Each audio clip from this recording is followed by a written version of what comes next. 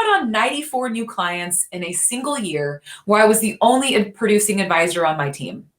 And that was without asking for referrals. I did it all by accidentally being me. So why do it accidentally if you can have a plan? My beautiful accident started with a dress. I wore this 1960s sheath dress to work one day, and let's just say I stuck out a little bit more than usual. Fluorescent tights have a way of doing that. As I went about my morning, I began getting numerous compliments like, oh my God, that dress is amazing. And with each glowing review, I kept saying the same thing. Thank you. It's vintage. I bought it for $7.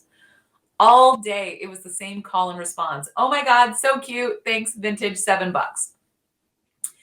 Until halfway through my day, it dawned on me that the original owner of this 1960s sheath dress probably spent way more than $7, and she couldn't even get a credit card at the time. Think about that. When I thought about that, it gave me chills. Because here I was wearing her dress and living a much different life. She couldn't get a credit card in her own name. And I was running my own financial planning practice, leading a team of 2 women on the 16th floor of a Portland high-rise with a river view and beautiful snow-capped mountains as my backdrop.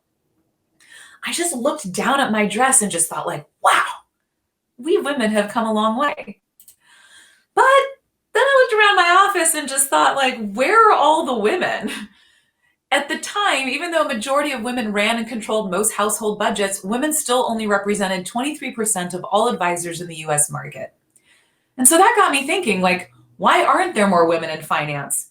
But also, like, exactly when could women get credit cards in the first place? Does anyone want to guess? Let's throw some dates in the chat box. This could be fun.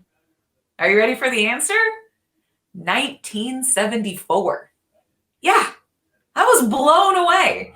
And so I quickly sat on my desk and had my assistant take this photo, and I posted it on Facebook and LinkedIn with this fact.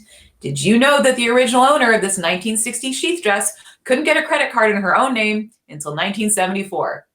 The future is female. We are not turning back. And then I added the hashtag finance, fashion, and feminism, which I just made up on the spot, and hit send. Within an hour, my social media blew up. Now, normally a post would get me about 10 to 15 likes and like maybe 1 or 2 comments. But this post, they were in the hundreds.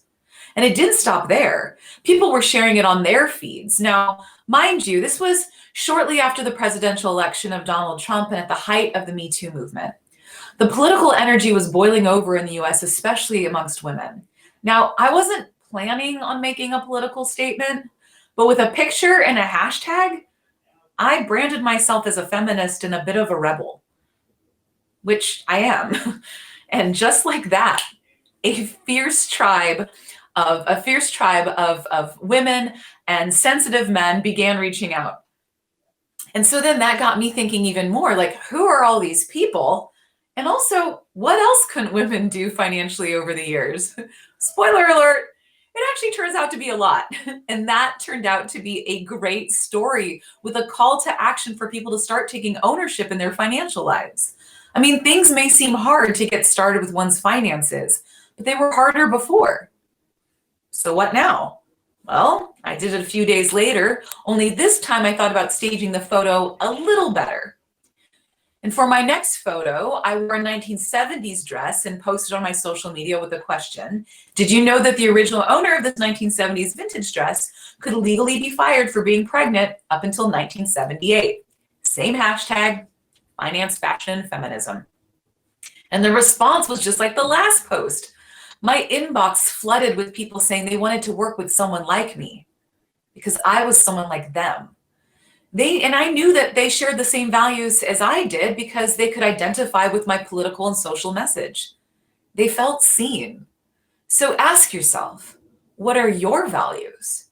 Your brand is not your company. It is not your product or services that you offer. Advisors think and often lead with their products and strategies and tools, but none of that matters if your prospects and clients don't feel a connection to you and your values. Start asking yourself, what's important to you? What makes you, you? Because that's what you are selling. That's what your products are buying. They're buying you.